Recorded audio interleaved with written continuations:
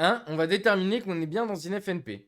La commande est bien arrivée, cependant, nous n'avons pas reçu la facturation à la clôture de l'exercice.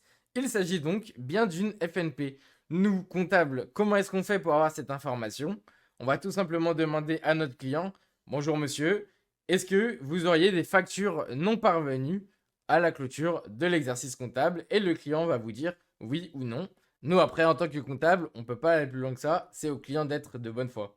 En tout cas, pour ce qui concerne les exercices du DTG, vous serez toujours informé. En tout cas, vous avez l'énoncé avec toutes les informations nécessaires. Donc, aucun souci à ce niveau-là. Là, on a bien identifié qu'on était dans le cadre d'une facture non parvenue. Et donc là, ce qu'il va falloir faire, c'est tout simplement de procéder à la régularisation, à la clôture de l'exercice. Et en fait, ça signifie quoi? Nous n'avons ni facture, ni paiement en banque. On va donc devoir, déjà dans un premier temps, comptabiliser exactement comme si nous avions reçu une facture. On va donc utiliser un compte ici d'achat de marchandises, 607. C'est une charge qui augmente, c'est donc placé au débit, toujours pour le montant hors taxe, la charge. Et là, on va utiliser un compte de TVA à régulariser, ce qui veut dire que c'est de la TVA qu'on va pas pouvoir déduire pour le moment tant que nous ne sommes pas en présence de la facture. Ici, on va quand même la présenter dans notre bilan actif, puisque c'est de la TVA qu'on va normalement pouvoir récupérer le mois prochain, ou alors dans les mois à venir.